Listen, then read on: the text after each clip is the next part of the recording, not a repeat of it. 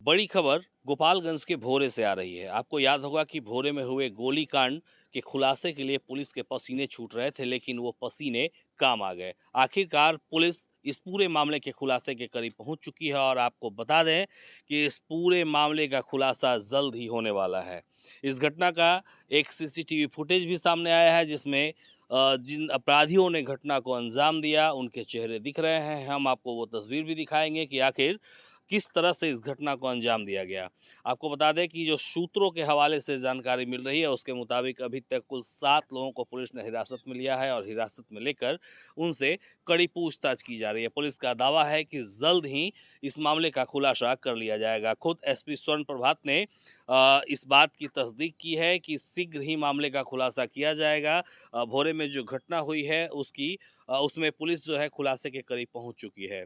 आपको बता दें कि शुक्रवार की शाम स्थानीय थाना क्षेत्र के नोनिया छापर गांव के तुलसी सिंह के पुत्र अरविंद कुमार सिंह, जो कि आज़ाद मोटर गैरेज पर भोरे के खजुराहा में स्थित है, वहां बैठकर अपनी गाड़ी बन ठीक करवा रहे थे।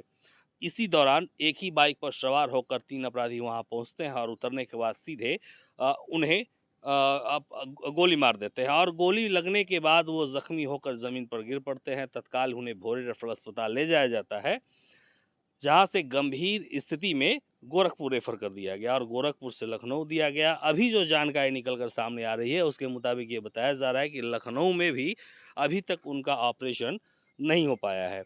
गोली जो है अभी भी सिर के अंदर ही फंसी हुई है। वहीं दूसरी तरफ दिन दहाड़े हुई इस घटना के बाद एसपी स्वर्ण प्रभात के निर्देश पर एक एसआईटी का गठन किया गया। इस पूरे जांच का जो जिम्मा है वो हथुआ एसडीपीओ आनंद मोहन गुप्ता के नेतृत्व में जो गठित हुई एसआईटी उसके जिम्मे दिया गया, जिसमें प्रशिक्षु डीएसपी संदीप कुमार को और भोरे थानाध्यक्ष अनिल कुमार, विजयपुर के थानाध्यक्ष मनीष कुमार को शामिल किया गया। डीआईयू की टीम भी इसमें लगाई गई और आपको ये भी बता दें कि मामले की गंभीरता को देखते हुए मुजफ्फरपुर से आई फॉरेंसिक टीम ने इस पूरे मामले का जो है वो सैंपल उठाया। सैंपल के बाद इसकी वैज्ञानिक अनुसंधान भी शुरू कर दी गई। इसके अलावा तकनीकी सेल, जिसे टेक्निकल सेल भी कहा जाता है, टेक्निकल सेल की टीम घटनास्थल पर पहुंची है और वहां डंप डाटा का इस्तेमाल किया गया, जिससे पुलिस जो है इस मामले में खुलासे के करीब पहुंच चुकी है। बताया ये जा रहा है कि जिन अपराधियों ने इस घटना को अंजाम दिया है वो अपराधी भोरे थाना क्षेत्र के ही हैं। हालांकि पुलिस अभी इसमें कुछ भी नहीं बता पा रही है कि आखिर किन-किन लोगों को हिरासत में लिया गया है, लेकिन सूत्रों के हवाले से हम आपको ये खबर बता रहे हैं कि इसमें अभी तक 7 लोगों को हिरासत में लिया गया है, पूछताछ चल रही है। पूछताछ के बाद ही गिरफ्तारी की पुष्टि होगी कि आखिर किसकी संलिप्तता इस घटना में थी। आगे हम आपको ये भी बता रहे हैं कि आप जान लीजिए कि जिस व्यक्ति को अपराधियों ने गोली मारी थी, वो भोरे के चर्चित व्यवसायी रहे स्वर्गीय रामाशय सिंह के चचेरे साले थे। सुनीता कुशवाहा, जो कि राजद नेत्री हैं, रामाशय सिंह की पत्नी हैं, उनके ये भाई थे।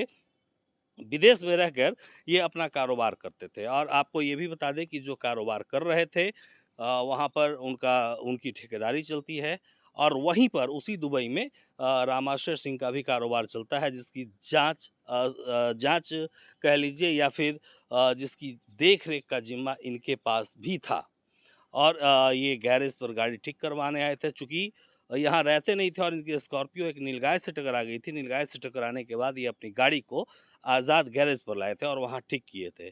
पुलिस का अनुसंधान उसी गैरेज से शुरू हुआ और गैरेज से शुरू होने के बाद जब पुलिस ने सीसीटीवी फुटेज खंगाला, तो एक तस्वीर सामने आई, जो तस्वीर आप अभी अपनी स्क्रीन पर देख भी रहे हैं।